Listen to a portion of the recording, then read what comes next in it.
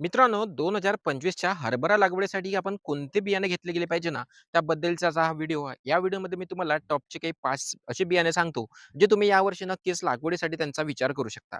ज्यामध्ये शेतकरी मित्रांनो, सगळ्यात जे पहिलं बियाणे आहे ना, ते म्हणजे चिराग. हे बऱ्याचशा शेतकऱ्यांची पसंती असणारं बियाणं आहे. बऱ्याचशा वर्षापासून शेतकरी याची लागवड करत असतात. तर तुम्ही सुद्धा यावर्षी या बियाण्याची लागवडीचा विचार तिकडे नक्कीच करू शकता. यामध्ये दुसरं महत्त्वाचं बियाणं आहे शेतकरी मित्रांनो, ते म्हणजे जॉकी 92 अल्ट्रा. हे सुद्धा बियाणं खूप चांगलं आहे. यामध्ये चांगल्या पद्धतीचा फुटवा होतो. याची उत्पादन क्षमता सुद्धा खूप चांगली शेतकऱ्यांना आलेली आहे, म्हणून तुम्ही याचा सुद्धा विचार तिकडे नक्कीच करू शकता. तिसरं महत्त्वाचं बियाणं म्हणजे यामध्ये तुम्ही दिग्विजय या व्हरायटीची लागवड करू शकता. दिग्विजय सुद्धा आपल्या महाराष्ट्र, विदर्भ, पश्चिम महाराष्ट्रामध्ये खूप चांगलीच प्रसिद्ध आहे. तुम्ही हिचा सुद्धा वापर लागवडीसाठी करू शकता.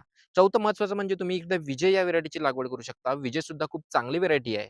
त्यानंतर तुम्ही यामध्ये 5वं म्हणजे दप्तरी 21 या व्हरायटीची लागवड करू शकता. दप्तरी 21 सुद्धा खूप चांगली आणि प्रसिद्ध व्हरायटी आहे. बरेचशा शेतकऱ्यांनी याची चांगली उत्पादन घेतलेलं आहे. म्हणून तुम्ही दप्तरी 21 या व्हरायटीची सुद्धा लागवड करू शकता.